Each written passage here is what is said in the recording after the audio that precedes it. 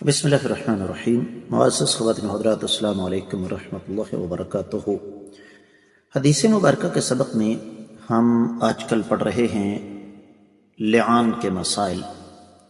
آج کی حدیث اس سلسلے میں ہے کہ جب میاں بیوی کے درمیان لعان ہو جائے تو پھر حق مہر کا کیا ہوگا۔ مشکات المصابیح کتاب النکاح باب ہے لعان کا 3313ویں حدیث کتاب میں، اور تیسری ہے باب میں۔ الفاظ سماعت فرمائیے گا۔ وعنہ ان نبی صلی اللہ علیہ وآلہ وسلم قال للمتلاعنین حسابکما علی اللہ احدکما کاذب لا سبیل لک علیہ قال یا رسول اللہ صلی اللہ علیہ وسلم مالی قال لا مال لک ان كنت صدقت فعلیہ فهو بما استحللت من فرجها وان كنت كذبت علیہ فذاك ابعد وابعد لك منها متفق علیہ۔ معزز خواتین و حضرات، آپ نے سماعت فرمایا کہ یہ حدیث متفق علیہ ہے۔ تفصیلی حوالہ نوٹ فرمائیے گا۔ صحیح بخاری کتاب الطلاق باب ہے عورت کو بطور سلوک یا کپڑا یا زیور یا نقد دینا جس کا حق مہر نہ ٹھہرا، 3550ویں حدیث۔ اور یہ حدیث اور بھی کئی کتابوں میں ہے، میں صرف صحیح مسلم کا حوالہ آپ کو دوں گا 1493۔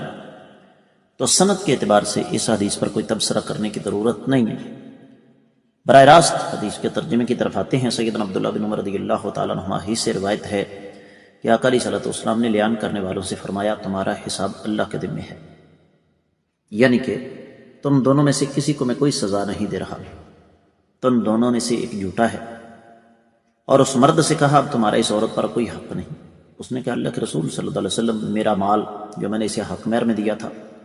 آپ نے فرمایا تمہیں اس مال پر کسی قسم کا کوئی حق نہیں ہے۔ اگر تم نے اس کے متعلق سچی بات کہی ہے کہ یہ عورت واقعی زانیہ ہے تو وہ مال حق مہر تھا، تم نے اس سے ازواجی تعلقات قائم کر لیے، یہ اس کا بدلہ ہے۔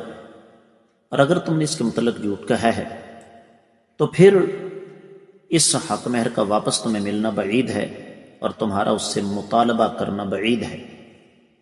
بات روز روشن کی طرح بالکل عیاں ہے معزز خواتین و حضرات کہ جس طرح خلا کی صورت میں حق مہر واپس نہیں ملتا، بالکل اسی طریقے سے لعان کی صورت میں بھی حق مہر کی واپسی کا کوئی سلسلہ نہیں ہے۔